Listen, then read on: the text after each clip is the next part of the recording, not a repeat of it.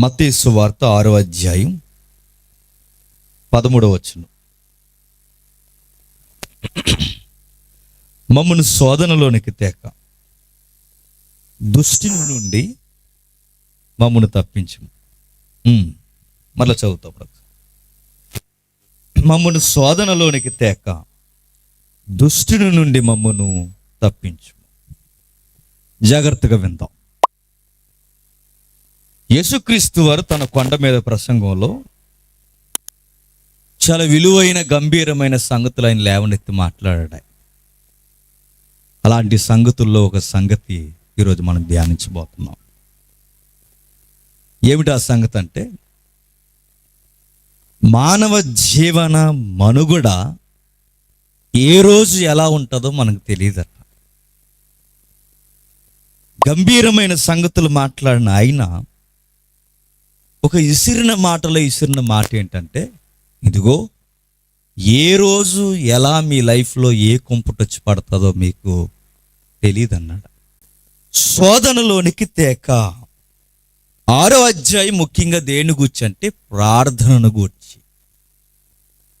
5వ అధ్యాయం నుంచి 8వ అధ్యాయం వరకు జరుగుతున్న నడక దేని గూర్చి అంటే కొండ మీద ప్రసంగాన్ని గూర్చి. యేసుక్రీస్తు వారు చాలా ప్రసంగాలు చేశాడు. ఆయన అన్నిటి గూర్చి బైబిల్లో విపులీకరణగా రికార్డ్ చేయలేదు, కానీ కొండ మీద సంగతులు మాత్రం చాలా పోసగుచ్చినట్టుగా బైబిల్ గ్రంథకర్తలు రికార్డ్ చేశారు. అందులో ఒక మాట ఇప్పుడు మనం ధ్యానించిపోతున్నాం.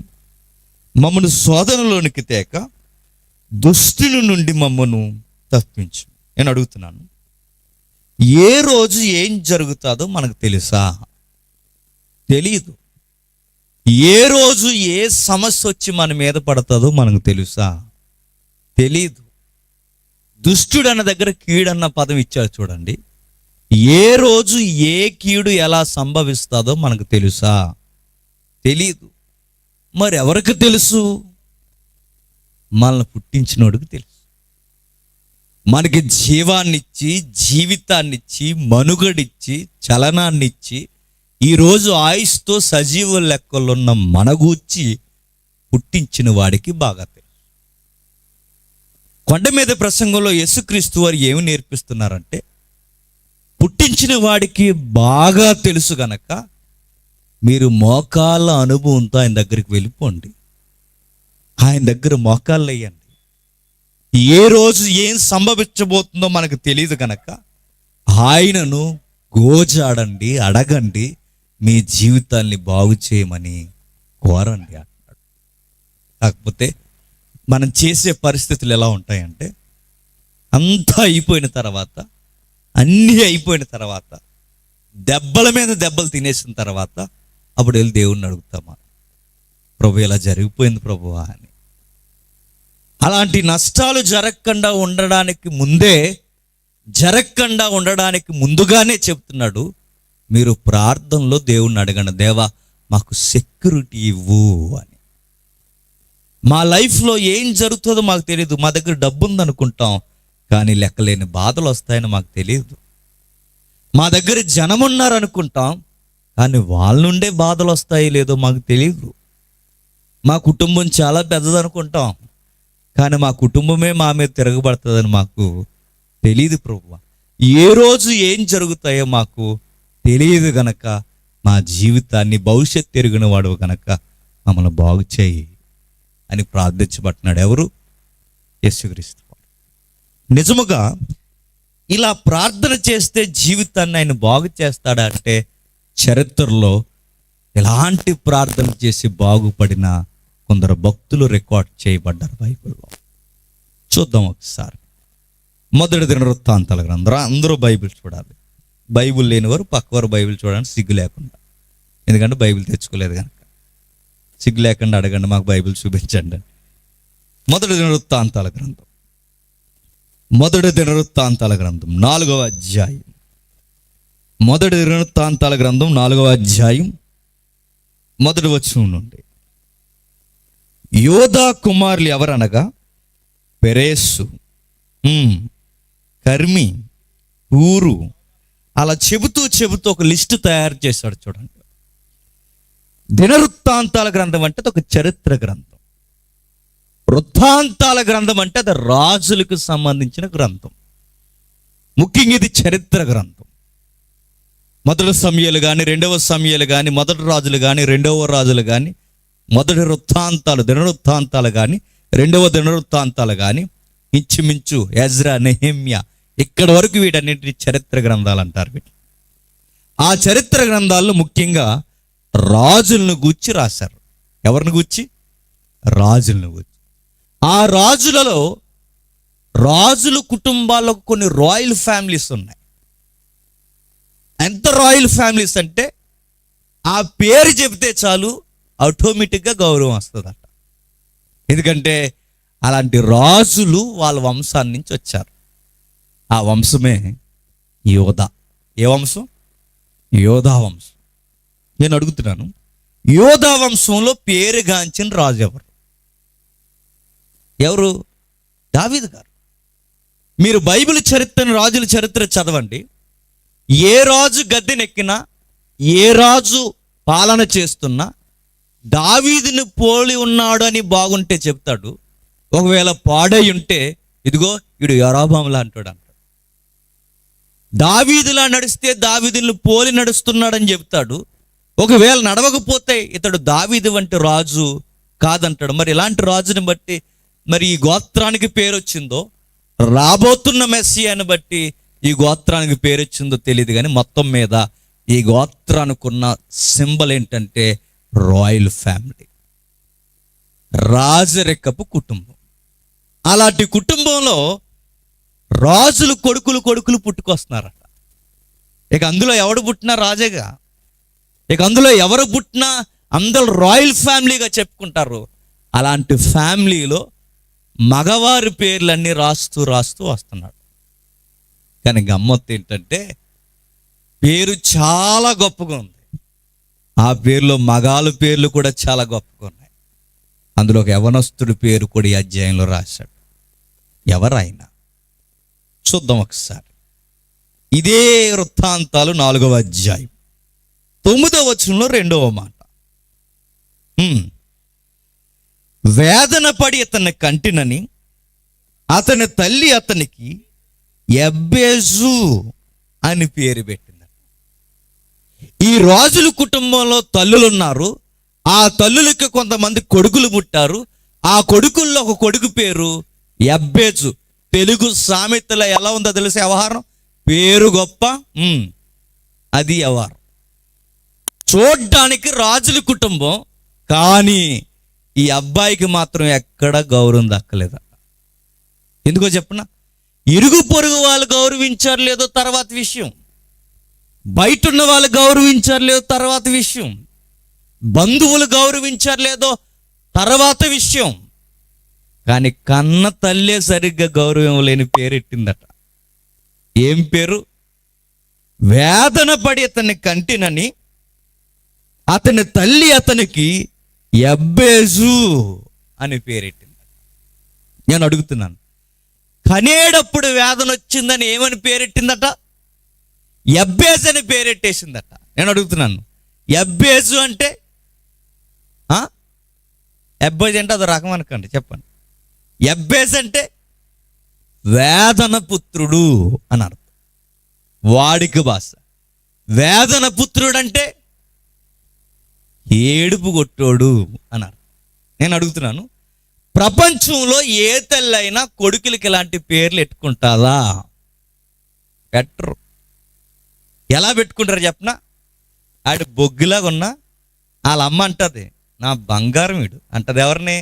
ఆడిని. మనం అనుకుంటే ఇడు బంగారం వీడు అనుకుంటాం. వాళ్ళ అమ్మకాడు బంగారమే, నల్ల బంగారం. వాళ్ళ అమ్మకాడు బంగారమే. ఆయన చూసి అంటది మా వాడు చిరంజీవి అంటాడు అంటది. చిరంజీవి అంటే కంగారైపోతాడు. వీళ్ళని చూస్తుంటే కొడుకులను చూడండి, వాళ్ళు పొగుడుతారు. మనం తప్పు లేదు, ఎందుకంటే కాకి పిల్లలు కాకి ముద్దు, ఎవరి పిల్లలు వాళ్ళకి ముద్దు. ప్రపంచంలో ఏ పిల్లలు ఎలా ఉన్నా, ఏ తల్లైనా ఎలా పేర్లు పెట్టుకుంటుందంటే మా బంగారం, మా ఎండి, మా వజ్రం, మా వైడూరు, మా ప్లాట్నం, ఇంకా చెప్పండి ఏమున్నాయో. ఏం చెప్తారు ఇక పిల్లలకి? అంత బాగా పొగుడుకుంటారుగా.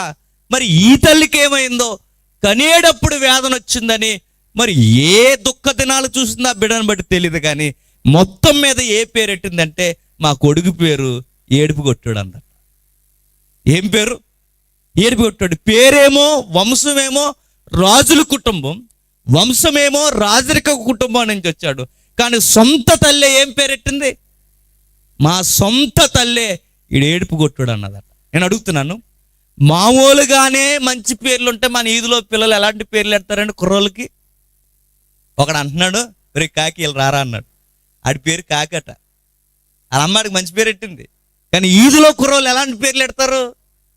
కాగ్గే. ఇంకా చెప్పండి, 4 నిక్ నేమ్స్ ఏమైనా ఉన్నాయేమో ఈదుల్లో ఉంటాయా? గిన్నెగే, ముంత గిన్నెగే, అలంబండ, ఇవి చూడండి. మంచి పేర్లు పెడితేనే వంకలెట్టే సొసైటీ ఆ రోజైనా ఈ రోజైనా. అలాంటిది అమ్మే సరైన పేరు పెట్టకపోతే ఈ ఇరుగు పొరుగు యవనస్తులు ఎలా పిలుస్తారు చెప్పండి? మంచి పేర్లు ఉంటేనే కుదురింగా పిలవరు, మామూలుగానే మంచిగా బతికే వాళ్ళని కుదురింగా పిలవరు. అలాంటిది ఇలాంటి మంచి పేరుకు నోచుకోలేక, కనీసం ప్రేమకు నోచుకోలేక, పిలుపులో కూడా తల్లి గౌరవాన్ని దక్కించుకోలేని ఈ బిడ్డ ఎంత బాధపడి ఉంటాడు చెప్పండి. చాలా ఏడ్చాడండి లైఫ్లో. మా అమ్మే నాకు సరైన పేరెట్లేదు, నా ఇరుగు పొరుగు వారు నన్ను సరిగ్గా గౌరవించలేదు అని, ఏ విధముగా నాకు గౌరవం దక్కలేదని ఏడ్చాడు లైఫ్లో. చెప్పుకోవడానికి రాయల్ కుటుంబమే, కానీ పిలుపులో కూడా రాయల్టీ నాకు లేదు. నలిగిపోయాడు, పిలుపులో గౌరవం దక్కలేకపోయాడు. బాగున్న వారినే సరిగ్గా గౌరవించలేని దొంగ సొసైటీకి ఇక ఎలాంటి పేర్లుంటే ఇంకెలా పిలుస్తారు? అలాంటి అబ్బాయి నలిగిపోతూ నిజంగా మీరు చూడండి, అలాంటి పేరే మన తల్లులు మనకెడితే ఏం చేస్తాం? ఇలాంటి పేర్లు మన తల్లులు మనకెడితే ఏం చేస్తాం? అంతా నీ వల్ల జరిగిందంట. ఎవరిని? మన అమ్మగారిని. ఈ మధ్య ఒకడు నీరా సరిగా చదవలేదంటే ఆడు తిరిగేసి వీడు సరిగా వానాకాలం వీడు సరిగా స్కూల్కి వెళ్ళలేదని ఒప్పుకోక వీడు ఏం చెప్తున్నాడు తెలుసా? మా అమ్మ నన్ను బోర్డు స్కూల్లో జాయిన్ చేసిందని అన్నాడు వీడు. అంటే ప్రైవేట్ స్కూల్లో జాయిన్ చేస్తే బాగా చదివేది, ఎరగదీసేది, నేను ఐఏఎస్ ఐపీఎస్ అయిపోతును, కానీ మా అమ్మ నన్ను సరిగ్గా చదివించలేదు అన్నాడు. నేరం ఎవరిదట? అలా అమ్మదట. వీడు సరిగ్గా చదవడం చెప్పట్లేదు. ఒకవేళ అలాగే అనుకుంటే అంబేద్కర్ గారు వీధి దీపాల్లో చదివాడు, మరి ఆయన్ని ఏమనాలి? మహానుభావులందరూ బోర్డర్ స్కూల్లోనే చదివారు. వాళ్ళు నీ చేత కాలేదని చెప్పు. చాలా మంది పిల్లలు చేసే తప్పు ఏంటంటే, మేము ఎదగకపోవడానికి కారణం ఏంటంటే మా పేరెంట్స్ సపోర్ట్ లేదండి మాకు అని చెప్పు. మేము సరిగ్గా ఈరోజు సరి అయిన స్టాండింగ్లో లేకపోవడానికి మాకు పెట్టుబడులు పెట్టలేదండి, మాకు బట్టలు కొనలేదండి, మాకు పరికరాలు కొనలేదండి, అది చేయలేదండి, ఇది చేయలేదండి, ఇలా వంకలు పెడుతున్న ప్రతి మగ పిల్లగాడికి నేను చెప్తాను, ఇతనికి ఉన్నంత ప్రాబ్లమ్స్ లైఫ్లో ఎవడికి లేవు. కనీసం మంచి పేరు లేదు, కనీసం తిన్నాడా ఉన్నాడని అడిగేవాడు కూడా లేరేమో. ఏమో ఆయన జీవితం ఎంత శోక సముద్రంలో మునిగిపోకపోతే, ఎంత బాధపడకపోతే ఆయన తీసుకున్న నిర్ణయాలే చెబుతున్నాయి. చాలా ఏడ్చాడు. ఎంతగా ఏడ్చాడంటే, నా లైఫ్ ఏంటో, బౌండరీస్ ఏంటో కూడా నాకు తెలియట్లేదని ఏడ్చాడు. నా ఎదుగుదల ఏంటో, నా పేరెంట్స్లో కూడా నా గూర్చి ఊహలేంటో కూడా నాకు అర్థం అవట్లేదు, నాకేం తోచక, నాకేం చేయక మా అమ్మ వాళ్ళు ఇలా అయిపోయానని వాళ్ళ అమ్మ మీద పగ పెంచుకోలేదన్న. మనమైతే ఏం చేస్తామండి? మన అమ్మ మీదకి టైం వచ్చినప్పుడు అలా ఎవడన్నా ఇలాగ అడ్డగోలు పేరు ఎట్టి పిలిస్తే ఏమందో, నువ్వేటో ఆ పేరు, అందుకే అలా పిలుస్తున్నారు అందమ్మ.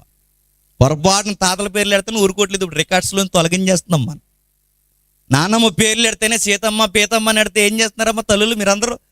మార్చేస్తున్నావు. స్టైలిష్ నేమ్ ఎట్టలేదు, నువ్వు ఆ తాతమ్మ పేరు ఎందుకు పెట్టాను గొడవ పెడుతున్నాం మనం. తాతల పేర్లు, తాతమ్మ పేర్లు పెడితేనే, నానమ్మ పేర్లు పెడితేనే ఇష్టపడలేదే, ఫైట్ చేస్తున్నామే. ఆధార్ కార్డులో రికార్డ్స్లో మన పేరు మార్చేస్తున్నామే. అలాంటిది ఈ అబ్బాయి చూడండి, వాళ్ళ అమ్మతో ఫైటింగ్ దిగలేదట.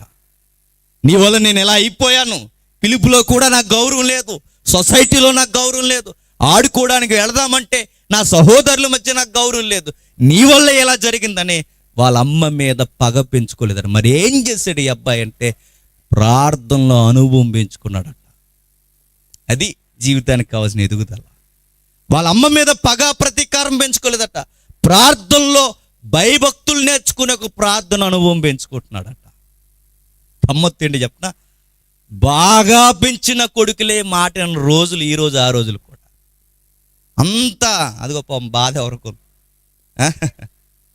చూడండి. బాగా పెంచిన కొడుకులు కూతుర్లే మాట వింటలేదు. అన్నీ పెంచి వాళ్ళన్నీ మానుకొని పస్తులుండి అన్నీ చేస్తే చివరికి ఆ తల్లిదండ్రులకి వీళ్ళు మిగిల్చేది ఏంటి చెప్పండి? బాధే. చదువుకోవడానికి వీళ్ళు చదువుకుంటారు, రేయి పగలు వాళ్ళు కష్టపడితే వీళ్ళు చేసే పనులు ఏంటో తెలుసా? కనీసం చదువు అబ్బక ఏమీ అబ్బక చివరికి తల్లిదండ్రుల మీదకి వాళ్ళంత మనుషులు అయిపోయి వాళ్ళ మీదకి తిరగబడతారు. నేను అడుగుతున్నాను, బాగా పెంచిన వారే తిరగబడుతున్నారే, కనీసం బాగా కాదు కదా, బాగా కూడా పిలవలేని ఈ అబ్బాయి ఎంత తిరగబడాలి చెప్పండి వాళ్ళ అమ్మగారి మీదకి? ఏమీ తిరగబడలేదట. మరి ఏం చేస్తున్నాడు? 10వ వచనం చెప్తున్నాడు చూడండి. ఎబ్బేజు ఇశ్రాయేలు దేవుని గూర్చి మొరపెట్టి, నీవు నన్ను నిశ్చయముగా ఆశీర్వదించి నా సరిహద్దును విశాలపరిచి నీ చెయ్యి నాకు తోడుగా ఉండ దయచేసి నాకు కీడు రాకుండా దానిలో నుండి నన్ను తప్పించుమని ప్రార్థింపగా, దేవుడు అతడు మనవి చేసిన దానిని అతనికి దయచేసును. ఆగుదాం జాగ్రత్తగా. ఎక్కడైతే సరి అయిన ప్రేమకి, ఎక్కడైతే సరి అయిన ఎదుగుదలకి, ఎక్కడైతే సరి అయిన ప్రోత్సాహానికి నోచుకోలేని యవనస్తులారా జాగ్రత్తగా వినండి. తల్లిదండ్రుల మనస్సును అర్థం చేసుకోలేని యవనస్తులారా జాగ్రత్తగా వినండి. పిల్లల్ని సరిగ్గా పిలవలేని, పిలుపులో కూడా ప్రేమను చూపించలేని తల్లిదండ్రులారా మీరు కూడా జాగ్రత్తగా వినండి. ఈ కుటుంబ వ్యవస్థలో మనకి నేర్పిస్తున్న ఒక చక్కటి గుణపాఠాలు దేవుడు రాయించాడు చూడండి. చెప్పుకోవడానికి భారీ వంశం ఉందట, చెప్పుకోవడానికి రాజుల వంశం ఉందట, కానీ కనీసం పిలుపులో కూడా సరైన గౌరవం లేదట. అలాంటి టైంలో ఏడుస్తున్నాడు, బాధపడుతున్నాడు. మా అమ్మ నన్ను కనడమైతే కనింది, కానీ నా భవిష్యత్తుని మాత్రం మా అమ్మ కనలేదు.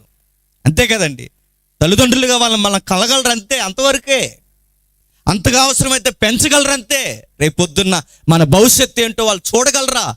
వాళ్ళ మనుషులే, వాళ్ళ దేవుళ్ళు కాదు కదా. వాళ్ళ లైఫ్ ఎలా ఉందో, వాళ్ళ లైఫ్ ఏ రోజు ఎలా తిరగబడుతుందో వాళ్ళకే తెలియదు. ఇక మన భవిష్యత్తును కూర్చి వాళ్ళకేం తెలుసు? తల్లిదండ్రులుగా వాళ్ళ కన్నారు మనల్ని. ఆ కనిన తర్వాత ఏ రోజు ఎలా జరుగుతాయో, ఏ పరిస్థితులు ఉంటాయో మనకి తెలియదు.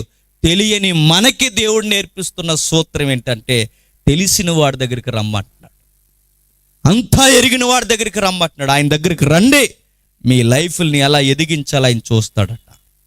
వెళ్తున్నాడు. వెళ్ళిన తర్వాత అర్థవంతమైన ప్రార్థన చేస్తున్నాడు.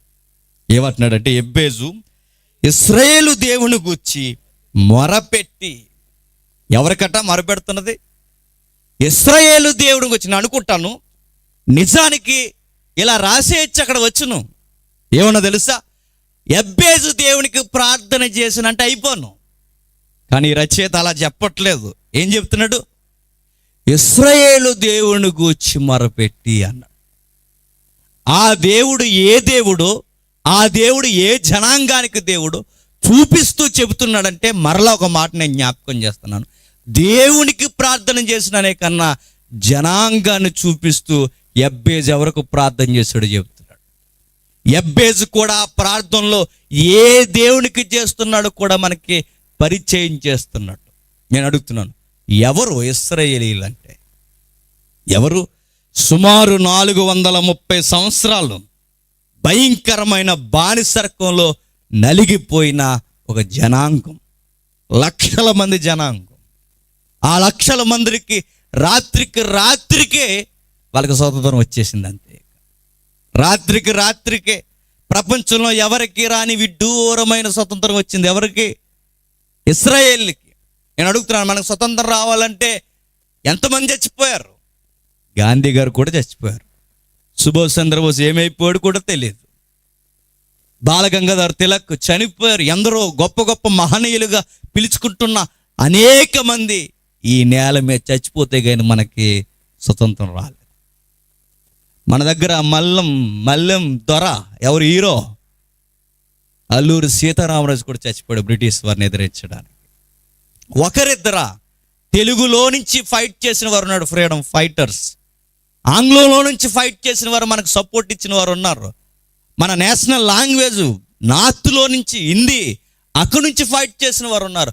అన్ని ప్రాంతాల నుంచి ఫైట్ చేసి అనేక మంది చచ్చిపోతే కానీ భారతదేశానికి స్వతంత్రం రాలేదు. మీరు భారతదేశమే కాదు, ఆఫ్ఘనిస్తాన్ అయినా, అమెరికా అయినా, బ్రిటన్ అయినా, ఏ దేశాన్నైనా మీరు చూసుకోండి, ఒక దేశం నుంచి ఒక దేశానికి స్వతంత్రం రావాలి అంటే మంచోళ్ళు ఫైటర్స్ కూడా చచ్చిపోయారు. ఒక దేశానికి ఊరికే స్వతంత్రం రాదు. కానీ గమ్మత్తు ఏంటి చెప్పిన, ప్రపంచంలో విచిత్రమైన స్వతంత్రం వచ్చిన ఒకే ఒక్క దేశం ఇజ్రాయెల్ దేశం. రక్తం కారకుండా బయటకు వచ్చేసారట. ఎవరు? ఇజ్రాయెల్. ఏం జరిగిందంటే ఏం లేదు, రాత్రికి ఒక పండగ చేసుకున్నారట. ఎవరు? ఇజ్రాయెల్. ఆ పండగ పేరు పస్కా. రాత్రికే పస్కా చేసుకుని పస్కా పాటలు పాడుకుని అలా పాటలు పాడుకుంటూ వస్తున్న టైంలో ఎవరైతే ఐగుప్తీలు ఉన్నారో ఆ పాలిస్తున్న వారు అన్నారట, అమ్మ వెళ్తున్నాం అమ్మ అమ్మగారు అన్నారట. ఎవరు? ఇజ్రాయేలు. అప్పుడు యజమానురాలు ఈజిప్టియన్ అన్నదట, నీ మెడెట్టి బోడుగా ఉంది అని అడిగిందట. మరి ఏం చేయమంటారు అమ్మగారు, మేము బానిసలం కదంటే, ఇదిగో ఈ నకిలీ చేసుకో అన్నది, ఈ వడ్డానం పెట్టుకో, అవి తీసుకో, ఇవి తీసుకొని వాళ్ళే అన్నీ ఇచ్చి బహుమానాలు, జాగ్రత్తగా వెళ్ళండి అడవిలో అన్నారట. ఎవరు? ఐగుప్తీలు. ఎంత విచిత్రం అంటే పాటలు పాడుకుని పండగ చేసుకుని వాళ్ళ బంగారమే తీసుకుని అక్కడి నుంచి రాత్రికి అలా వచ్చేసారట. వచ్చేసిన వీళ్ళు నడుస్తూ ఉండగా నెల రోజులకి తెచ్చుకున్న సరుకులన్నీ అయిపోయిన వెంటనే వీళ్ళకి కేకలు, ఆకలి కేకలు అయిపోయాయి. ఎవరికి? ఇశ్రాయేలుకి. ఎప్పుడైతే ఆకలి కేకలు అయిపోయాయో, కేకలేస్తున్న ఇల్లు, కేకలు వేస్తే బాగానే ఉన్న ఆకలేస్తుందని, కానీ ఇలా కేకలు చాలా విడ్డూరంగా ఉన్నాయి. ఏమైనా కేకలు అంటే, మాకు మాంసం కూర లేదని ఏడుస్తున్నారట. ఎవరు? ఇశ్రాయేల్. ఏం కూర లేదని? మాంసం కూర. ఇదేమి ఏడుపు? ఆ లైఫ్లో అంటే బాగా గుర్తుపెట్టుకోండి, ఈ ఆకలి దప్పులకి, ఈ దాహానికి, ఈ చుట్టూ చూసిన ఎడారికి వీళ్ళకి అర్థమైన విషయం ఏంటంటే, ఖచ్చితంగా కనుసూపు మేరలో పచ్చని మొలక కూడా కనబట్టలేదు, ఎక్కడ నీటి చుక్క కూడా దొరకట్లేదు. అర్థమైపోయింది, మేము చచ్చిపోతాం. మేము ఆ ఈజిప్ట్లో చచ్చిపోయిన బాగుండు, ఈ మహానాయకుడు అని ఈ మోసేని నమ్ముకుని మేము వచ్చాం. తీరా వచ్చిన తర్వాత ఈ ఎడారిలో ఒంటరిగా ఇసుకలో చచ్చిపోయేలా ఉన్నాం. చచ్చిపోయే ముందు మేము ఎలా చచ్చిపోవాలనుకున్నామంటే, మాంసం బాగా తిని చచ్చిపోవాలనుకున్నారట. ఎవరు? ఈ విచిత్రమైన మనుషులండి. ఎవరు? ఇశ్రాయేల్. ఎలా చనిపోవాలనుకున్నారట? మాంసం బాగా తిని. అదేం జీవిత లక్ష్యం అంటే, అదో లక్ష్యం వాళ్ళకి. ఎవరికి? ఇశ్రాయేల్కి.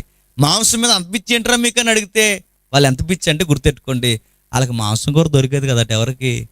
ఇశ్రాయేల్కి. మనకు కూడా పిచ్చి ఉంది. ఎవరికి?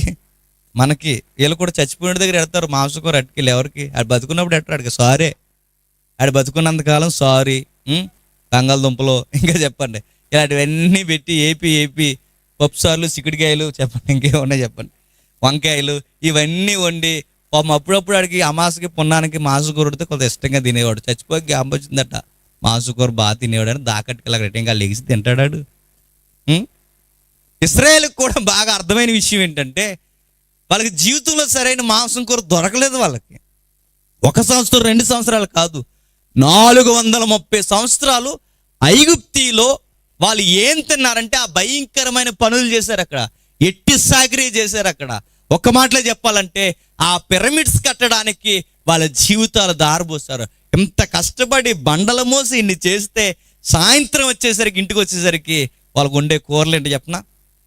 బెండకాయలు, ఎల్లుల్లిపాయలు, ఉల్లిపాయలు, కీరదోసకాయలు, ఈ కూరలు ఇచ్చేవారట. ఎవరు? ఐగుప్తీయులు. ఎక్కువ మాట్లాడితే ఆ ఉల్లిపాయలు కూడా దొరకవట. వాళ్ళకి సాయంత్రం వచ్చేసరికి వాళ్ళకి వండే కూరలు ఏంటి చెప్పిన, ఆ యజమానులు అవే ఇచ్చారు. వాళ్ళకి మాంసం ఇచ్చేవారు కాదు. ఈరోజు ఏం కూర అంటే కాకరకాయ అని చెప్పేదట. ఎవరు?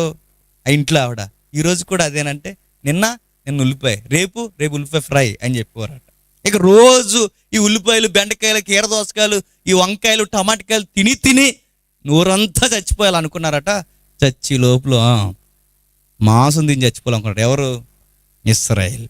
ఆ గోల్ ఎలా ఉందో ఒకసారి చూద్దాం బైబిల్లో. నిర్గమాకాండం 16వ అధ్యాయం ఒకసారి చూడండి. నిర్గమాకాండం 16వ అధ్యాయం మొదటి వచనం నుండి.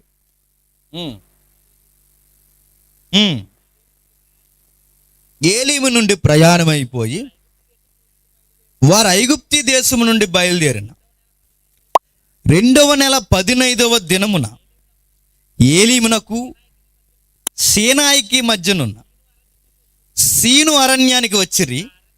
ఆ అరణ్యములో ఇశ్రాయేలు సమాజం అంతయు మోసే అహరోనుల మీద జరిగిన 2వ నెల 15వ దినం, అంటే నెల 15 రోజులకి వాళ్ళు తెచ్చుకున్న సరుకులన్నీ అయిపోయాయట. ఎప్పుడైతే అయిపోయాయో మోసే దగ్గరకు వచ్చి, మోసే మేము చచ్చిపోయేలా ఉన్నాం, కానీ చచ్చిపోయే ముందు మాకు ఒక లైఫ్ గోల్ ఉందన్నారట. ఆ లైఫ్ గోల్ ఏంటి? ఇశ్రాయేలీలు మేము మాంసం వండుకొని కుండల యొద్ద కూర్చుండి తృప్తిగా ఆహారం తిన్నప్పుడు యెహోవా చేతి వలన ఎలా సావకపోతే మేము ఎలా కోరుకుంటున్నారు చూడండి చావు. మేము ఎలా చనిపోవాలనుకోని తెలుసా? లైఫ్లో ఎప్పుడైనా చనిపోవాలనే ఒక రోజులు మాకు వస్తే మా లైఫ్ లక్ష్యం ఒకే ఒక్కటి, కుటుంబ సమేతంగా కొండ కొనుక్కోవాలనుకున్నారట. ఏంటి కొండ? ఎందుకు బావు అని అడిగితే వాళ్ళు చెప్తారట, కొండ ఎందుకంటావేంటి? చచ్చిపోయే ముందు మా కళ్ళ ముందు ఏముండాలి? కొండ ఉండాలి, ఆ కొండలో మాంసం ఉండాలన్నారు. ఎవరు? ఇశ్రాయేల్. మాంసం ఏంటంటే అంటే మా జీవిత లక్ష్యం అదే మాంసం అన్నారు వాళ్ళు. చూడండి అక్కడ రాయబడిన పదాలు, మేము మాంసం వండుకొని కొండల యొద్దే కూర్చుండి తృప్తిగా ఆహారం తిన్నప్పుడు అప్పుడు యెహోవా వచ్చి మమ్మల్ని చంపేసిన మంచి సావు అన్నారట. ఎవరు? ఇశ్రాయేల్. సావు చూడండి ఎలా కోరుకుంటున్నారు. ఎవడైనా ఇల్లు కట్టుకోవడం సొమ్ము అంటారు, ఎవడైనా ఉద్యోగం అంటారు, అదంటారు ఇదంటారు. మీ శుభకార్యం ఏంట్రా, మీ సావు కార్యం కూడా అని అడిగితే వాళ్ళు అంటారు, కొండల దగ్గర అలా కూర్చుని అలా ఇలా తింటున్నప్పుడే మాంసం అమ్మయ్య ఆవు అనేసరికి అప్పుడు దేవుడు ఇలా ఆకాశం బడాలమని కొట్టేసిన మంచి సావు అనుకుంటారంట. ఎవరు? ఇశ్రాయేల్. పిచ్చెక్కిపోయారు మాంసం కోసం. ఎవరు? చూడండి ఇశ్రాయేలీలు. ఎందుకంటే వాళ్ళకి పెట్టలేదు ఈజిప్ట్లో. 430 సంవత్సరాలకి వంకాయలు, బీరకాయలు, బెండకాయలు ఇలాంటి కాయగూరలు అన్నీ పెట్టి వాళ్ళ లైఫ్లో పెట్టుకున్నది ఏంటంటే కుటుంబ సమేతంగా చచ్చిపోవాలనుకుంటే ఎలా చచ్చిపోవాలనుకున్నారట? స్నానాలు కూడా చేయకుండా అక్కడే కూర్చుని వండుకున్నది ఇంకా అలా వేడిగా ఉండగానే అక్కడే తినే చచ్చిపోతే బాగుండు అనుకున్నారు. లైఫ్లో చచ్చిపోతే మంచి సావు ఏంటో తెలిసి వాళ్ళకి కొండ దగ్గర చచ్చిపోవాలట. ఎవరికి? ఇశ్రాయేల్కి. ఇలాంటి బ్యాచ్ అంతా మోసే బురద తినేశారంటే, మోసే మాకు ఆకలేస్తుంది, ఈజిప్ట్లో ఉన్నా బాగున్నాం, అక్కడ చచ్చిపోతాం ఏదోలాగా, మాకు అక్కడ సమాధులు లేవనా, పిరమిడ్స్ లేవనా, యెహోవా పేరు మీద ఎక్కడి వరకు మమ్మల్ని తీసుకొచ్చావు, ఏం చేయమంటావు మమ్మల్ని అడిగితే వెయిట్ అన్నాడు. ఎవరు? మోసే గారు. ఎప్పుడైతే ఈ ఘోష ఆయన కనబడ్డాదో యెహోవాకు మొరపెట్టాడు, దేవా వీళ్ళ మాంసం అంటున్నారు ప్రభు అనగానే మాంసమేగా అన్నాడు. వెంటనే తెల్లవారేసరికి పూరేళ్ళు వచ్చేసాయి. వారు తినలేనంత మాంసం వాళ్ళ మీదకి వచ్చేసింది. తినిన వెంటనే ఒక్కొక్కడు పళ్ళ సందుల్లో కూడా ఉండిపోతాడు మాంసం. నేను అడుగుతున్నాను, వాళ్ళు ఇలా ఒక్కసారి తేనుపు వాళ్ళకి వస్తే ఇక్కడ వరకు మాంసం వచ్చి అంతలా తినేసారండి. ఎవరు? ఇశ్రాయేల్. మొత్తం తినేసిన తర్వాత అప్పుడు అన్నారట, బాగానే తినేహం, మాకు వాటర్ లేదన్నారట. ఎవరు? ఇశ్రాయేల్. అంత చూడండి, అంత బ్యాచ్ ఇదే. ఆకాశం నుంచి ఆహారం వచ్చిందంటే అద్భుతం. ఆ అద్భుతం పక్కన పడేసి వెంటనే మనల్ని అడిగారు, మాకు డ్రింకింగ్ వాటర్ కావాలన్నారు. నేను అడుగుతున్నాను, వీళ్ళు అడిగి ముచ్చట్లన్నీ ఎక్కడో తెలుసా? అరణ్యంలో. ఎక్కడ? అరణ్యంలో. నేను అడుగుతున్నాను, అరణ్యంలో సుమారు రాయబడిన సంఖ్య నడవగలిగిన వారి సంఖ్య 6 లక్షల మంది, మగవారి సంఖ్య 6 లక్షల మంది. ఇక స్త్రీలు, వృద్ధులు, పిల్లలు, వీళ్ళందరి లెక్కలో బైబిల్ పురావస్తు శాస్త్రవేత్తలు లెక్కలేస్తే 20 లక్షల మంది వచ్చారట. ఎంతమంది? 20 లక్షల మందికి ఇప్పుడు మాంసం కూర వండాలంటే ఎంత కష్టం చెప్పండి. చాలా కష్టం. వాళ్ళకి మాంసం రావాలంటే ఎంత కష్టం, అలాంటి వారికి నీళ్ళు రావాలంటే ఎంత కష్టం. వాళ్ళకే కాదు, వాళ్ళ ఒంటెలకి, వాళ్ళ పశువులకి నీళ్లు కావాలంటే అది అడుగుతున్నది ఎక్కడ? అరణ్యంలో. నేను అడుగుతున్నాను, అరణ్యంలో ఆహారం పెట్టడం అంత కష్టమా అని ఒకవేళ నీలో దోబూసులాడే ప్రశ్న నేను అడుగుతున్నాను. అరణ్యంలో వద్దు, ఇప్పుడు మనం ఎక్కడున్నాం? అందరిలో బతుకుతున్నాం. ఊరిలో ఎంతమంది ఉన్నాం? సుమారు ఇక్కడ 200 మంది 300 మంది ఉంటాం మనం. రేపే బ్రదర్ సుధాకర్ గారి ఇంటికి టిఫిన్కి వచ్చేస్తున్నాను చెప్పండి. రేపు ఉదయమే 300 మంది. ఈ రోజు నిద్ర వస్తే ఒట్టు ఎవరికి? సుధాకర్కి. రేపు లంచ్ కూడా మీ ఇంటి దగ్గర అని చెప్పండి. ఎవరైతే ఉన్నారో ఇక్కడ ఆర్గనైజర్స్ ఎవరైతే ఉన్నారో రేపు టిఫిన్, లంచ్, డిన్నర్ మీ దగ్గర అండి. ఈ రోజు నిద్ర ఉండదు ఇంకా. చూడండి, ఒక టిఫిన్కి వస్తా అంటే రేపు టిఫిన్లు ఈ రోజు నుంచి అరేంజ్ చేయాలి, ఒక 300 మందికి భోజనం పెట్టాలని ఇంత కంగారు అయిపోతున్నావే. 20 లక్షల మందికి అరణ్యంలో అన్నం పెట్టడం అంటే మాటలా? బైబిల్ శాస్త్రవేత్తలు ఏమన్నారు తెలుసా? 20 లక్షల మందికి భోజనం పెట్టడం అంటే చిన్న సైజు మినీ గూడ్స్ అలా వచ్చి వెళ్ళాలట ట్రైను. ఒక టిఫిన్ చేసి అలా లెగిస్తే, ఒక భోజనం చేసి అలా లెగిస్తే, అలా మాంసం తిని అలా లెగిస్తే చిన్న సైజు గూడ్స్ బండి అయిపోవాలట. అంత 6 లక్షలు 20 లక్షల మందిని దేవుడు బంతుల్లా నడిపించాడు. ఎవరిని? ఇశ్రాయేలీ. వాళ్ళకి నీళ్ళంటే నీళ్ళు అలా వెనకాల బండ నుండి నీళ్ళు వస్తూనే ఉన్నాయట. నదుల వలె విస్తారముగా, సముద్రం అంత విస్తారమైన జలవులు వాళ్ళకు వస్తూనే ఉన్నాయట. ఎడారులు తాగారు, తిన్నారు, అనుభవించారు. ఇంకా విషయం ఏంటి చెప్పిన, కనీసం వాళ్ళకి చెమట కూడా పట్టకుండా వాళ్ళకి సెంట్రల్ ఏసీ వెనకాలే వచ్చేదట. సెంట్రల్ ఏసీ ఏంటి? మేఘస్తంభం, మేఘం. పగలంతా వేడెక్కడ. నీకు బాగా తెలియాలంటే ఈ గల్ఫ్ దేశాల్లో పనిచేస్తున్న మన వాళ్ళు ఎవరైనా ఉంటే అడగండి, అక్కడ టెంపర్ ఎలా ఉంటుందో. పగలంతా చాలా ఉష్ణోగ్రత ఉంటుంది అక్కడ. అందుకే వాళ్ళ కిచెన్ రూమ్లో, బాత్రూంలో, బయటకు వచ్చిన కారులకు వెళ్ళినా, ఆఫీసులకు వెళ్ళినా, లిఫ్ట్లో ఎక్కడికి పోయినా ఎడారి ప్రాంతం కనుక ఏసీ లేకపోతే బతకలేరు అక్కడ. ఎక్కడికి పోయినా 2 నిమిషాలు అలా బయట ఉండి, 2-3 నిమిషాలు అలా బయట ఉండి మరలా వాళ్ళ లోపలికి వెళితే ఏసీలో బతికిన జీవితాలకి అక్కడ సాయంత్రంకి జ్వరం వస్తుంది, చలి జ్వరం. వాళ్ళకి అంత వేడి వస్తుందట. మొత్తం కలర్ మారిపోతారు 2 నిమిషాలకి. అంత భీకరమైన వేడి పగలంతా, రాత్రంతా భీకరమైన చలి. ఇలాంటి ఏరియాలో వాళ్ళు నడిపిస్తున్నట్టు 20 లక్షల మంది నడుస్తున్నారట. ఈ 20 లక్షల మంది నడుస్తున్నప్పుడు పగల ఎండ దెబ్బ తగలకుండా వాళ్ళకి మేఘం అలా వచ్చిందట. చాలా కూల్గా వాళ్ళు నడిపించిందట. ఎంత కూల్ అంటే వాళ్ళకి చెమట కూడా ఎక్కలేదట, వాళ్ళ బట్ట కూడా మాయలేదట, వాళ్ళ చెప్పులు అరగలేదట. రాత్రి వేళ వాళ్ళకి చలి తగలకూడదని అదే మేఘాన్ని అగ్ని స్తంభంగా మార్చేసాడట.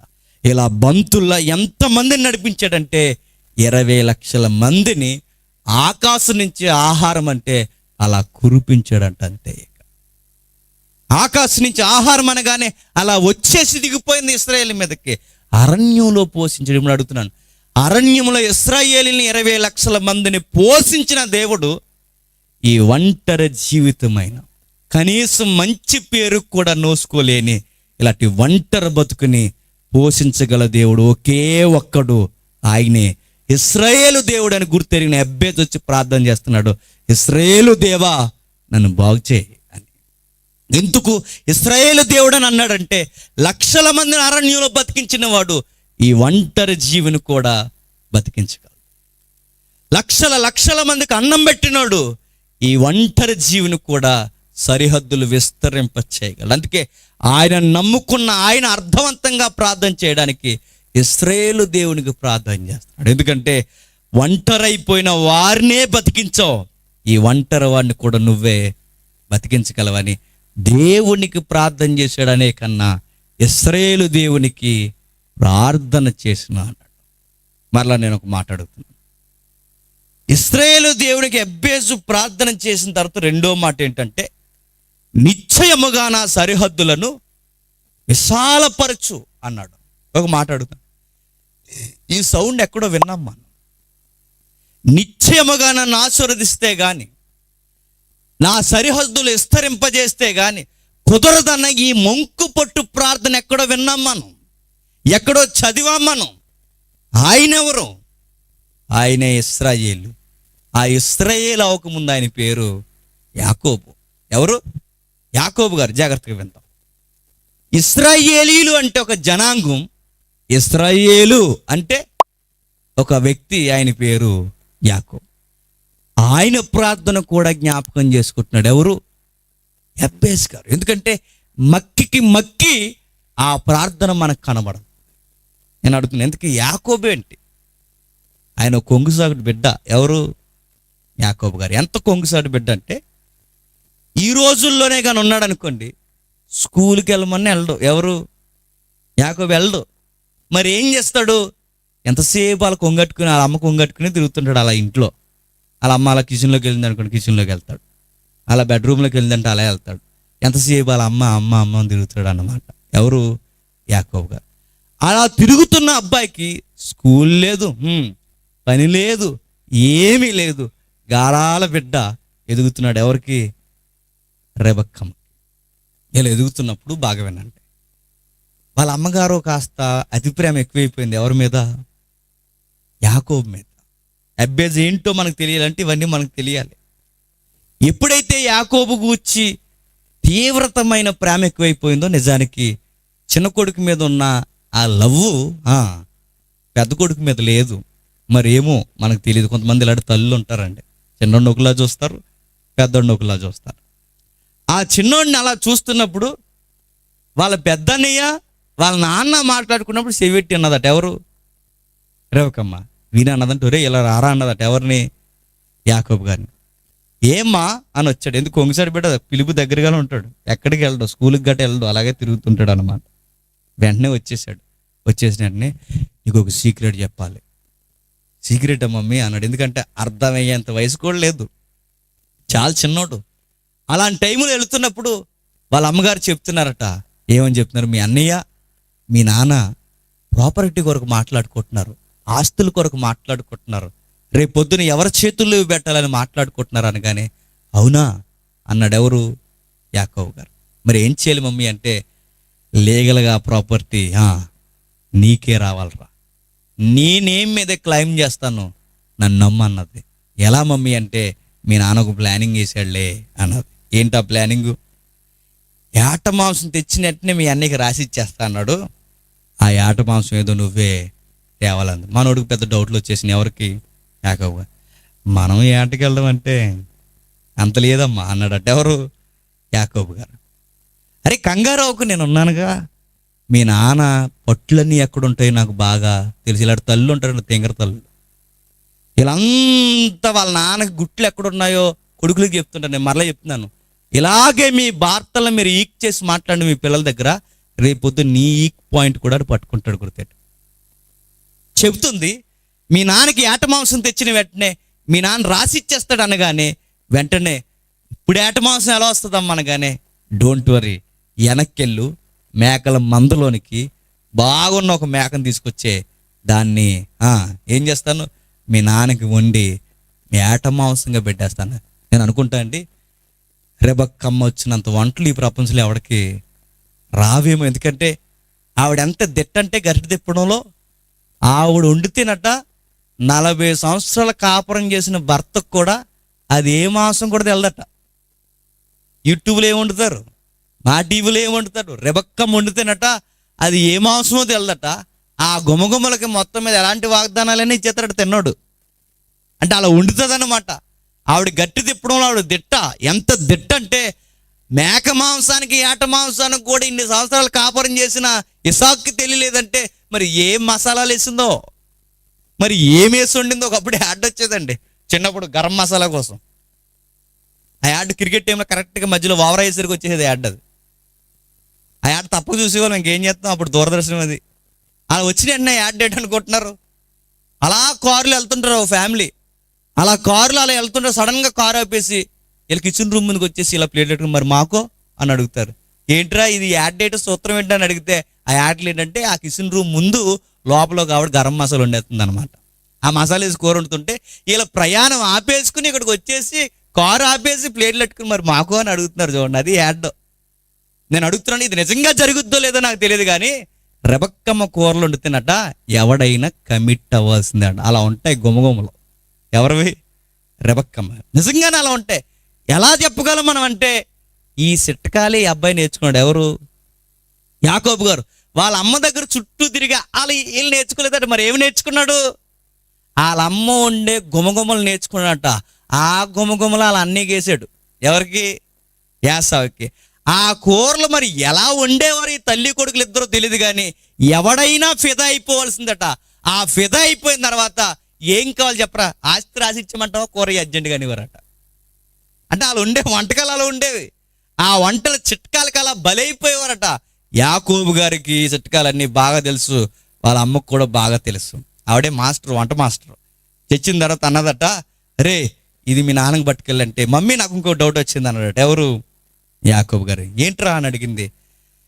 వాయిస్ ఏదోలా కవర్ చేసేస్తాను, అసలే అబద్ధాలు ఆడి బాగా ఏదోలా చెప్తాను. మరి వాయిస్ బాగానే ఉంటుంది. మా నాన్నకు ఒక అలవాటు ఉంది. మా నాన్న ఇలా టచ్ చేసి చూస్తాడు. ఎందుకంటే మా నాన్నకి దూరదృష్టి, దగ్గర దృష్టి కూడా తగ్గిపోయింది. మా నాన్నకి ఇప్పుడు కళ్ళద్దాలు వేసినా కనబడదు. ఎవరికి? ఇస్సాక్ గారికి. ఇప్పుడు ఏం చేయమంటావు? మా నాన్న ఎలా తాగుతాడు, తాకిన వెంటనే మా నాన్నకి తెలిసిపోతాను. ఎందుకంటే మా అన్నయ్యకి రోమాలు ఎక్కువ, నాకు రోమాలు ఉండవనగానే అప్పుడు అన్నదట, రే మీ నాన్న బలహీనతలు నాకు బాగా తెలుసురా అన్నదట. మీరు ఏంటి మమ్మీ అంటే, స్పెషల్ సూట్ ఒకటి కుట్టించాను అన్నదట. ఆ సూట్ ఏంటి? మేకతోలు. ఆ మేకతోలు వేసుకుని వెళ్ళిపో.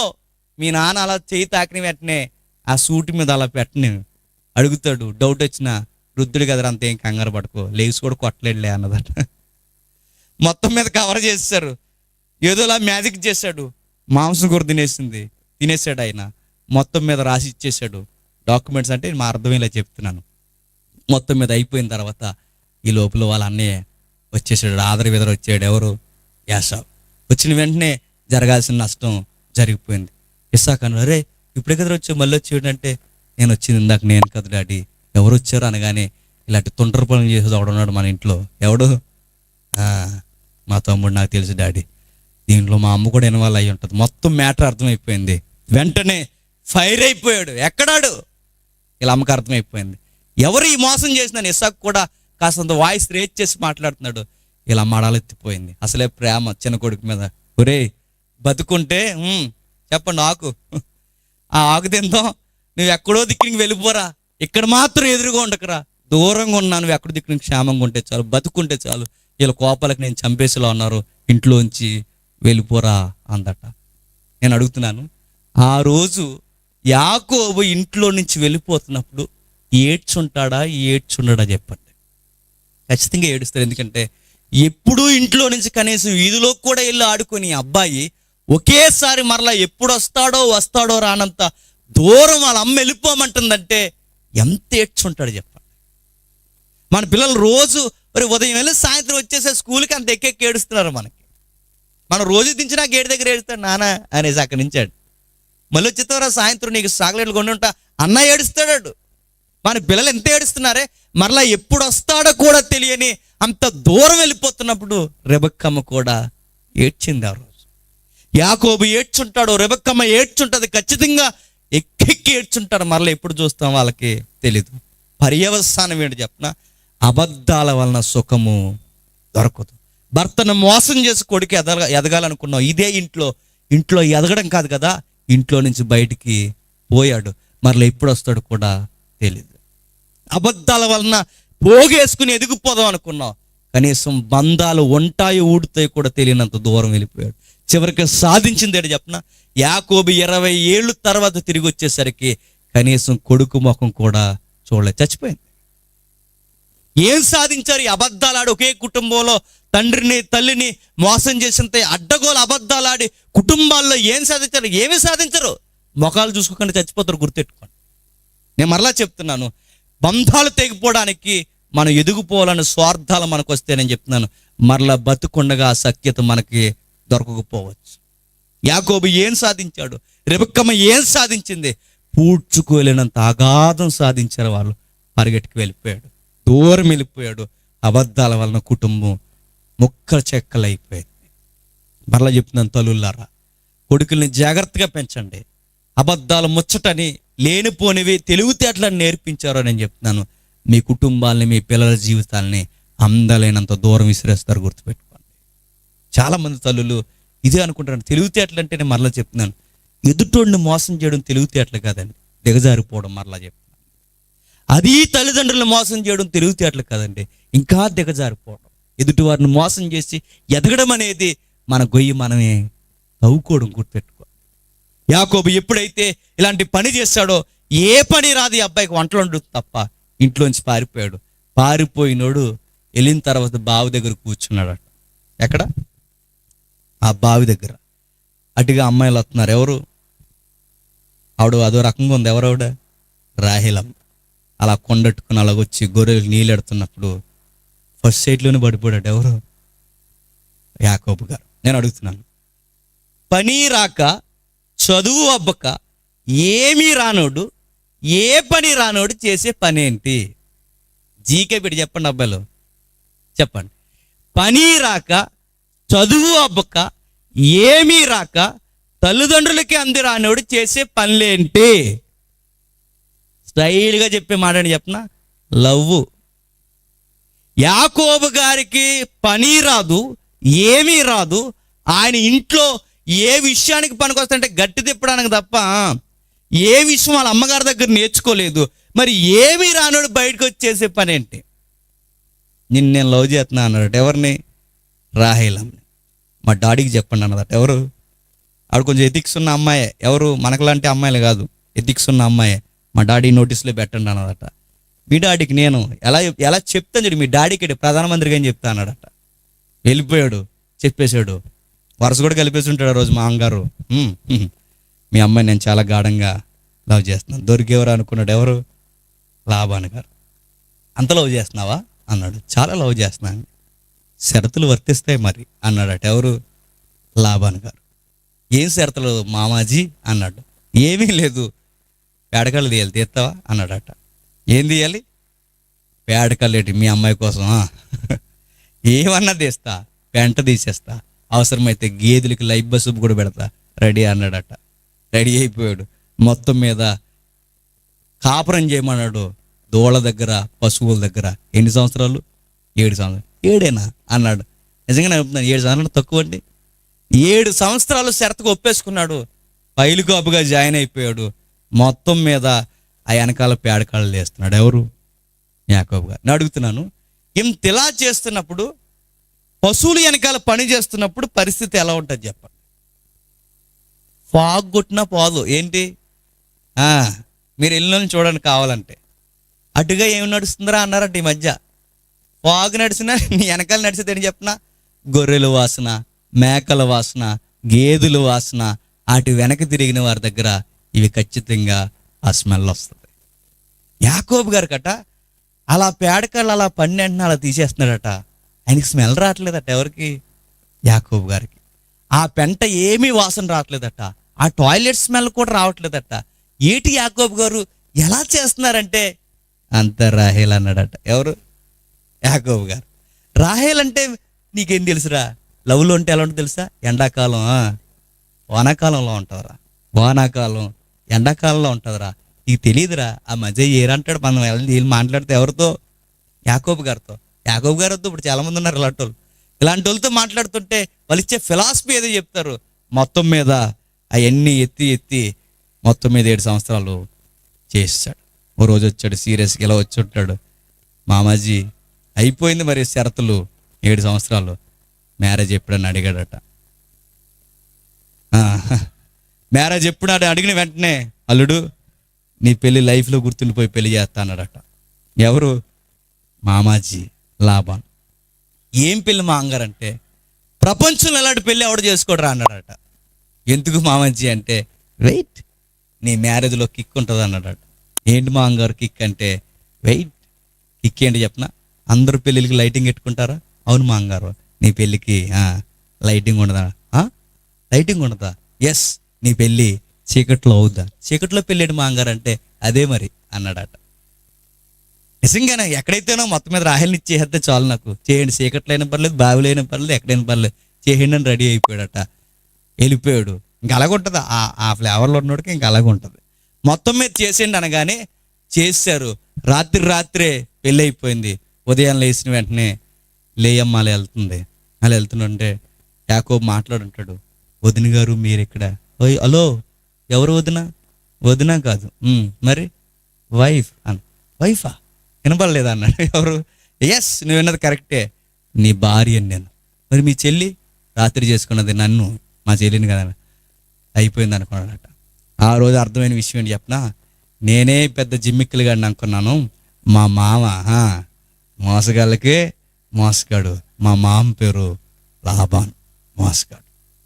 మొదటి దెబ్బ తెలిసిన వెంటనే గుర్తుపెట్టుకోండి అబ్బాయిలు. లవ్ అని తిరిగారో నేను మళ్ళీ చెప్తున్నాను, మీకు తగిలే దెబ్బలు మామూలుగా ఉండవు.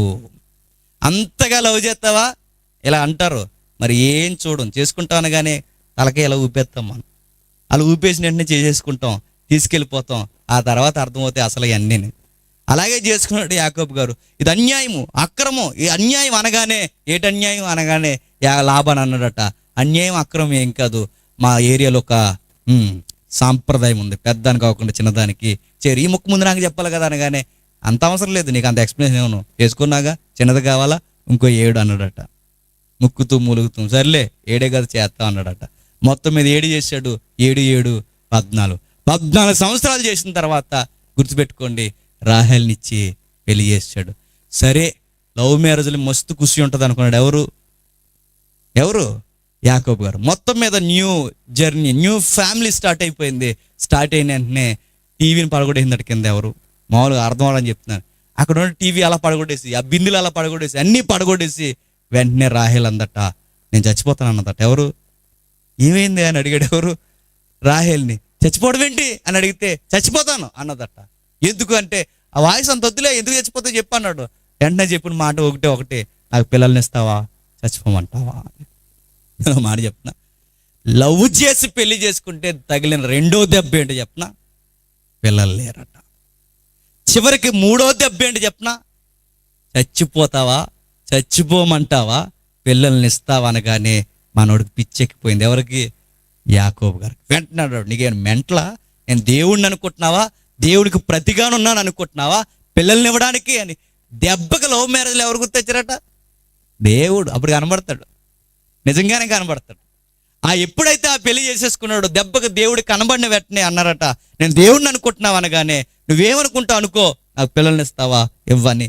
మొత్తం మీద గొడవల మీద గొడవలు జరుగుతూనే ఉన్నాయి. లవ్ మ్యారేజ్లోనే మరలా చెప్తున్నాను, నీకు ఇవ్వాల్సిన గౌరవాన్ని ఎవరు గుర్తెట్టుకోండి బ్రదర్స్. నీకు ఇవ్వాల్సిన గౌరవాన్ని ఎవరు, నీకు ఇవ్వాల్సిన స్టేజ్ ఎవరు. ఎక్కువ మాట్లాడితే నేను తిరగమానానా అని అడుగుతారు. ఎక్కువ మాట్లాడితే నువ్వే వచ్చావు మా వెనకాల అని అడుగుతారు. నువ్వే ప్రపోజల్ చేస్తావు అని అడుగుతారు. చివరికి నువ్వు సాధించింది ఏంటి చెప్పిన, అనవసరంగా చేసుకున్నాను అనుకుంటావు. యాకోబు కూడా అదే అర్థమైందట, అనవసరంగా చేసుకున్నాను నిన్ను అన్న బాధ వచ్చేసింది. ఆ బాధ వచ్చిన వెంటనే యాకోబు గారికి తెలిసిన పచ్చి నిజాలు ఏంటంటే, ఇక్కడి నుంచి ఎలవలా వెళ్ళిపోవాలనుకున్నాడట. వెళ్ళిపోవాలనుకున్న వెంటనే గుర్తుపెట్టుకోండి, మాంగారు దగ్గర చేస్తున్నాడు. ఇలా కళ్ళు మూసుకునేసరికి 12 మంది పిల్లలు పుట్టేశారు. 20 ఏళ్ళు జీవితం అయిపోయింది. ఒకరోజు బాధపడుతూ యాకోబు అంటున్నాడు, ఎండకు ఎండిపోయాను, వానకు తడిసిపోయాను, జీవితం అంతా అలిసిపోయింది. సుఖం అనుకున్నాను కానీ భార్య వలన కానీ పిల్లల వలన కానీ ఎవరి వలన నాకు సుఖము దొరకలేదు. నా జీవితం ఏంటో నాకు బాగా అర్థమవుతుంది. నా స్వదేశాన్ని వదిలిన దగ్గర నుంచి ఈ రోజు వరకు నాకు సుఖము దొరకలేదు. అందుకే నేను మరలా తిరిగి వెళ్ళిపోతానని బయలుదేరి యాకోబు వెళ్ళిపోతున్నాడు 20 ఏళ్ళ తర్వాత. ఏ నది దాటైతే వచ్చాడో అదే నది దాటి యాకోబు వెళుతూ ఉండగా గుర్తుపెట్టుకోండి, ఆ వెళుతున్నప్పుడు వెనకాల మామగారు పరుగున వస్తున్నాడు ఎగరేసుకుంటూ. వెళ్ళిపోతున్న అల్లుడిని ఆపాలని వెనకాల మామ వస్తున్నాడు. 20 ఏళ్ళ నుంచి కత్తి నూరుతూ రెడీగా ఉన్నాడు. ఎవరు? యాసవ్. ఎప్పుడు వస్తాడా అని. ఎదరేమో అన్న పరిగెట్టుకు వస్తున్నాడు, వెనకాలేమో మామ పరిగెట్టుకు వస్తున్నాడు. ఈ టైంలో అన్నీ ఉన్నాయి అనుకున్నాను, భార్యలు ఉన్నారు, కొడుకులున్నారు, కూతురుంది, అందరూ ఉంటారనుకున్నాను, దాసీలు ఉంటారనుకున్నాను, ప్రాపర్టీ ఉందనుకున్నాను. నాకు అర్థమైంది, జీవితంలో దేవుడు లేకపోతే, దేవుడు తోడు లేకపోతే మనశ్శాంతి లేదని ఈరోజు నాకు అర్థమవుతుంది. మోసాల వలన ఎదుగుద్దామనుకున్నాను, కానీ మోసం వలన పలుమార్లు మా మామ చేతిలో మోసపోయాను. పచ్చి సూత్రం ఏంటి చెప్పనా, నువ్వు ఒక్కరి విషయంలో, ఒక 10 రూపాయల విషయంలో, ఒక 100 రూపాయల విషయంలో నువ్వు ఎవరినైనా మోసం చేసావో నువ్వు 100 సార్లు మోసపోతావు. గుర్తెట్టుకో. నువ్వు ఎవరినైనా తొక్కి ఎదగాలనుకున్నావో నువ్వు అనేక మంది చేత తొక్కబడతావు. గుర్తుపెట్టుకో. యాకోబుకి జీవిత సత్యాలు తెలిసిపోయినాయి. లైఫ్ అంటే ఏదో జాయ్ఫుల్గా వెళ్ళిపోద్ది, సరదాగా గడిపేశాను, యవన జీవితాన్ని ఏదో లవ్ అని ఏదైనా తిరిగేశాను, నాకు జీవితం అంతా ఇక్కడ అయిపోయింది. ఎండకి ఎండి వానకి తడిసిపోయి జీవితం అంతా నలిగిపోయి, సరే ఏదో చేద్దామంటే పలుమార్లు మా మామ నా జీతం మార్చేశాడు. నాకు ఏ సుఖం లేదు. సంపాదన అనగానే అన్నది లాక్కోవడం, తమ్ముడిది లాక్కోవడం, కావలసినవన్నీ దగ్గర తెచ్చుకోవడం అనుకున్నాను. కానీ దీవెన కాదు, సంపద కాదని నాకు అర్థమైపోయిందని నది ఒడ్డు నుండిపోయి ఏడుస్తున్నాడట. అలాంటి టైంలో దిగేలుగా ఉంటున్నప్పుడు దేవుడు ప్రత్యక్షమయ్యాడు. అలా ప్రత్యక్షమైన సందర్భం జ్ఞాపకం చేసుకుంటున్నాడు. ఎవరు? ఎబ్బేజు. ఏం జరుగుతుందో చూద్దాం. 32వ అధ్యాయం 32వ అధ్యాయం ఆదికాండం 32వ అధ్యాయం 26వ వచనం నుండి. అది తెల్లవారుచున్నది కనుక నీవు నన్ను ఆశీర్వదిస్తే గాని నిన్ను పోనీనను. ఆయన నీ పేరేమని అడుగగా అతడు యాకోబు అని చెప్పు. నాగుదాం ఒకసారి జరుగుతున్న సందర్భం చూడండి. ఇప్పుడు జీవిత సత్యం తెలుస్తుంది. ఎవరికి? యాకోబుకి. ఏమంటున్నాడంటే, దీవెన అనగానే మా అన్నది లాక్కోవడం అనుకున్నాను, మనుషుల దగ్గర అడ్డగోలుగా ఎతకడం అనుకున్నాను. దీవెన అనగానే రూపాయి పోగేసుకోవడమే కాదు, అడ్డగోలుగా లక్షలు సంపాదించడం అనుకున్నాను. నా జీవితం ఏంటో నాకు అర్థమవుతుంది ప్రభు. అడ్డంగా ఎదిగిపోవడం, ఎదుటోడు దోసుకోవడం, వెనకేసుకోవడం దీవెన కాదని నాకు అర్థమైపోయింది. మా మామ దగ్గర కూడా నాకు కావలసిన మందలు కూడా సంపాదించుకున్నాను. సుఖం లేదు లైఫ్లో. ఈరోజు నేను అడుగుతున్నాను ప్రభువా, నిశ్చయముగా నీ తోడు నాకు ఉండకపోతే నా లైఫ్కి మీనింగ్ లేదు ప్రభు. ప్లీజ్ దయచేసి నన్ను దీవించని పట్టుకొని కాళ్ళు పట్టుకొని గోజాడుతున్నాడు. నన్ను పోనీ అని అడిగింది దైవం. లేదు, నన్ను దీవిస్తే కానీ వెళ్ళడానికి వీల్లేదనగానే తుంటె ఎమికి ఎరగొట్టించుకున్నాడు దేవుని చేత. అయినా అడుగుతున్నాడట ఏడుస్తూనే. ఎంత ఏడ్చాడంటే కన్నీళ్ళు గారుస్తూ, దేవా ప్లీజ్ నా జీవితానికి ఒక అర్థాన్ని ఇచ్చెళ్ళు అనగానే దేవుడు అన్నాడట, నీ లైఫ్ అర్థవంతంగా మారాలంటే ముందు నువ్వు మారాలి అని చెప్పాడు. ఏంటి, ఎలా మారమని అడిగాడంటే, నేను అడుగుతున్నాను ఆ రోజు యాకోబుని నీ పేరేంటి అని అడిగాడు. ఏమని? నేను అడుగుతున్నాను, యాకోబు పేరేంటో దేవుడికి తెలియదు? పుట్టక ముందే ఇతగాడు ఏం చేస్తాడో గర్భంలో ఉండగానే చెప్పిన దేవునికి యాకోబు పేరేంటో దేవునికి తెలియదు? తెలిసినా అడుగుతున్నాడు. ఎందుకు అడుగుతున్నాడు చెప్పనా? ఇదే ప్రశ్న 20 ఏళ్ల క్రితం మీ నాన్న అడిగితే నువ్వేం చెప్పావు తెలుసా? నీ పేరేంటంటే యాసావు అన్నావు. అదే ప్రశ్న నేను అడుగుతున్నా, నీ పేరేంటి?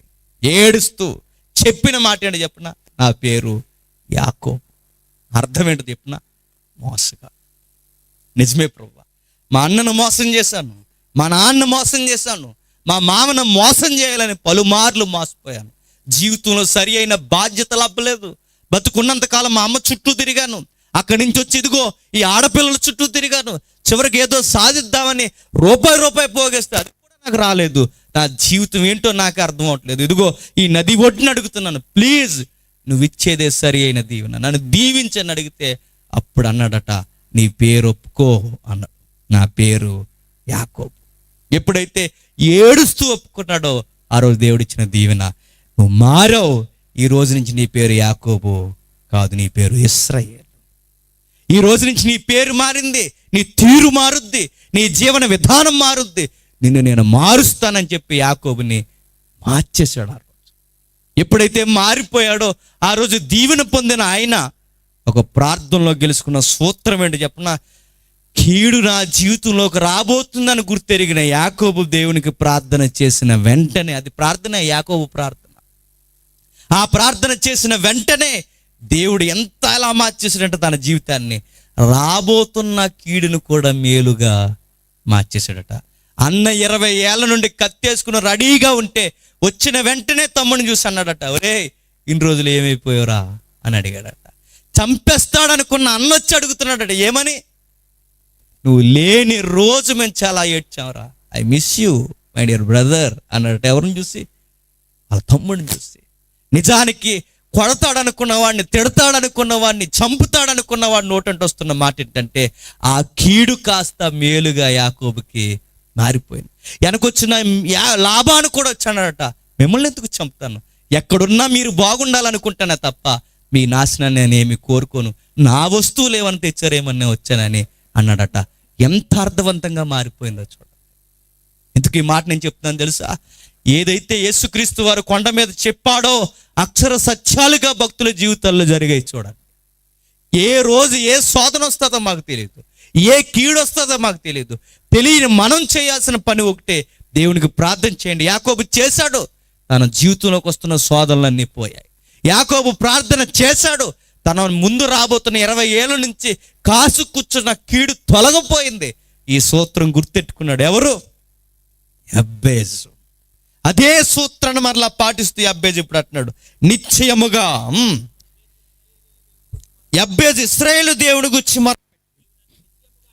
నీవు నన్ను నిశ్చయముగా ఆశీర్వదించి నా సరిహద్దును విశాలపరిచి నీ చెయ్యి నాకు తోడుగా ఉండ దయచేసి నాకు కీడు రాకుండా దానిలో నుండి నన్ను తప్పించు. చూడండి, అదే సూత్రం కొండ మీద యేసు ప్రభు వారు ఏదైతే చెప్పారో, యేసుక్రీస్తు వారు ఏదైతే మాట్లాడారో అదే సూత్రాన్ని వీరు మాట్లాడుతున్నారు. చూడండి, కీడు మా జీవితంలోకి రాకుండా, దరిద్రం మా జీవితానికి అంటకుండా, శోధన మా జీవితంలోకి ప్రవేశించకుండా నిశ్చయముగా మమ్మల్ని దీవించమని ప్రార్థించండి, మీ జీవితాలు బాగుపడతాయని చెప్పిన సూత్రం ముంగుర్తుగా భక్తులు పాటిస్తున్నారు. చూడండి, యాకోబు అడిగాడు, యాకోబు జీవితం అద్భుతమైపోయింది. యబ్బేజు అడిగాడు, యబ్బేజు జీవితం కూడా దేవుడు విన్నాడట. 9వ వచనం ఇప్పుడు మొదటి నుంచి చదవండి. యబ్బేజు తన సహోదరులందరికంటే ఘనము పొందినవాడాయను. ఏమని రాయబడిందో చూడండి. అప్పటి వరకు ఏ సహోదరుల మధ్య అయితే తక్కువ చేసి పిలువబడ్డాడో, ఏ ఊర్లో అయితే తక్కువ చేసి పిలువబడ్డాడో, ఏ బంధువుల మధ్య అయితే తక్కువ చేసి పిలువబడ్డాడో, ఆ పిలువబడిన దగ్గర అందరికన్నా చెప్పండి ఘనము పొందినవాడు అయిపోయాడట. ఎక్కడైతే విసర్జింపబడ్డాడో అక్కడే అందరూ వచ్చి వీడు మాకన్నా బెస్ట్ అని సర్టిఫికేట్ ఇచ్చారు. నేను మరలా చెప్తున్నాను, పేరు మా అమ్మ ఎలా పెట్టిందని వాళ్ళ అమ్మ మీద పగ పెంచుకోలేదు. నా పిలుపు ఎలా పిలుస్తున్నారని పిలుస్తున్న వారి మీద పగ పెంచుకోలేదు. ఎవరిని చూసి సేదరించుకోలేదు. ఒక సూత్రం నేర్చుకున్నాడు, నాకెవరు పగవారు కారు. మా అమ్మ కానీ, నా తల్లిదండ్రులు కానీ, నా బంధువులు కానీ ఎవరూ నాకు శత్రువులు కాదు.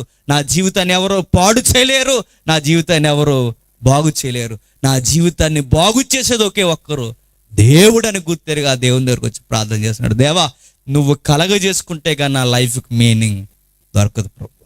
యవనస్తులారు, మిమ్మల్ని అడుగుతున్నాను, మీ కుటుంబాలు మీకు సపోర్ట్ లేవని మీ కుటుంబాల మీద మీరు కోపగించకండి.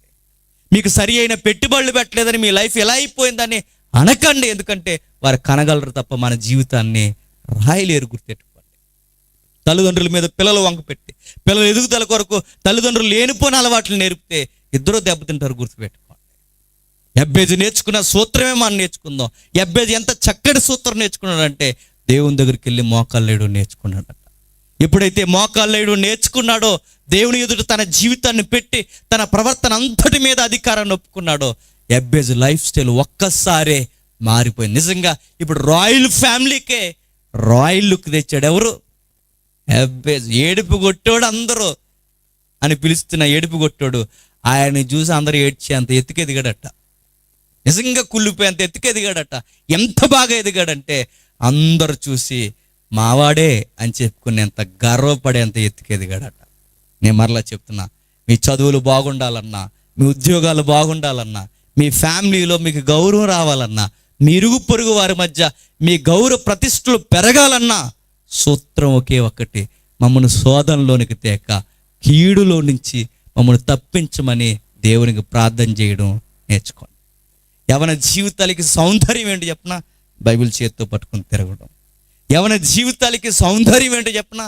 ఆ బైబిల్ దేవుని ముందు మోకాళ్ళు వేసి ప్రార్థన చేయడం. మన జీవితం చాలా అందంగా ఆయన మారుస్తాడు. కాదని మన పేర్లు మార్చుకోవడానికి అక్కడ ఫ్యాషన్ జీవించి మనం తిరుగుల దగ్గర మన లవ్వులని తిరిగిన, నేను మరలా చెప్తాను, యబ్బేజు అవమానం పొందాడో లేదో నాకు తెలియదు, కానీ ఘోరాతి ఘోరమైన అవమానాలు మన జీవితంలోనికి వస్తాయి. దేవుడిని ఇడిచి తిరిగితే దేవుని దగ్గరికి రండి, దేవుని దగ్గరికి వెళ్ళండి, దేవుని దగ్గర ప్రార్థన చేయండి. మన జీవితాలు అందంగా మారిపోతాయి. నిన్ను పాడు చేయాలనుకున్న వారు కూడా గుర్తుపెట్టుకో, వాళ్ళు కూడా నిన్ను చూసి ఇడికిలా బతకాలని నేర్చుకునేంత ఎత్తుకు మనం ఎదుగుతాం. మత్తయి సువార్త 6వ అధ్యాయం, మత్తయి సువార్త 6వ అధ్యాయం 13వ వచనం ముగించుకుందాం. మత్తయి సువార్త 6వ అధ్యాయం 13వ వచనం. మమ్మల్ని శోధనలోనికి తేక దుష్టుల నుండి మమ్మల్ని తప్పించు. కొండ మీద మాట్లాడిన ఒకే ఒక్క మాట నేను మరలా చెప్తాను, ఈ రాత్రి వెళ్ళండి. మీ చదువులైతే చదువులు, మీ ఉద్యోగాలైతే ఉద్యోగాలు, మీ సంసార జీవితాలు అయితే సంసారాలు, వెళ్ళి ప్రార్థన చేయండి. దేవా, ఏ రోజు ఏం జరుగుద్దో మాకు తెలియదు ప్రభు. ఏ కుంపట ఏ రోజు వస్తుందో మాకు తెలియదు ప్రభు. ఎవరు మా మీద పగబెట్టు కూర్చున్నారో మాకు తెలియదు ప్రభు. ఎవరు మా నాశనాన్ని కోరుకుంటున్నారో మాకు తెలియదు ప్రభు. దుష్టుడు వస్తున్నాడో, దుష్టులు వస్తున్నారో, దుర్మార్గులు వస్తున్నారో, దుర్మార్గుడే వస్తున్నాడో, ఎవడొస్తున్నాడో మా లైఫ్లోకి మాకు తెలియదు ప్రభువా. నీ దగ్గరకు వచ్చి మేము గోజాడుతున్నాం. నా జీవితానికి సెక్యూరిటీ నువ్వే అవ్వన్నారు. అలా ప్రార్థన చేయండి, మీ జీవితాలు అద్భుతంగా ఉంటాయి. ఇది కాదని ఈ బడ్జెట్ లెక్కలని అవని ఇవని మీరు వేసుకుంటూ కూర్చుంటే, ప్రాపర్టీ అలా లాక్కోవాలని చదువు సంధ్య లేకుండా, ఏమి బుర్రకెక్కించుకోకుండా ఆస్తులు అలా పోగేసుకోవాలని తిరిగితే నేను చెప్తున్నాను, యాకోబు ఆ ఊరు నుంచి ఈ ఊరు పోయాడు. నేను మరలా చెప్తున్నా, మన తల్లిదండ్రులు మొక్కలు చూసుకోలేనంత దూరం వారికి మనకి పెరిగిపోవచ్చు. దయచేసి అలాంటి బాధలోకి వెళ్ళొద్దు. కొడుకులను అలా పెంచొద్దు. కొడుకు లేని వారు దయచేసి అల్లరి చిల్లరగా తిరగొద్దు. ఆదివారం చర్చికి వస్తే, నేను మరలా చెప్తున్నాను, ఆదివారం వస్తే దర్జాగా చర్చికి వెళ్ళిపోండి, హ్యాపీగా కూర్చోండి, అయ్యగారు చెప్పిన మాటలు వినండి, స్థానిక సంఘాలలో గౌరవించండి, సహవాసం చేయండి, ప్రార్థన చేయడం నేర్చుకోండి, వాక్యాలు బట్టి పట్టండి, జీవితానికి అందంగా మార్చుకోండి. ఏ టైంకి మీకు ఏం జరగాలో ఆయన చూసుకుంటాడు. ఉద్యోగం కావాలా, ఆయన తెలుసు నీకు అలాంటి ఉద్యోగం నువ్వు చేయగలవు, నువ్వేమాత్రం ఆయనకు తెలుసు, ఇవ్వగలడు ఆయన. ఇక అలాంటి నీకు సమవుజ్జి కావాలో ఆయన చూసుకుంటాడు. ప్రతిదీ ఆయన లైఫ్ సెట్ చేస్తాడు. ఆయన ఇష్టలైన మనుషులకి సమస్తము సమకూడి జరిగిస్తాడు. ఆయన యందు విశ్వాసం ఉంచునుగా. ఆమేన్. ప్రార్థన చేసుకోండి.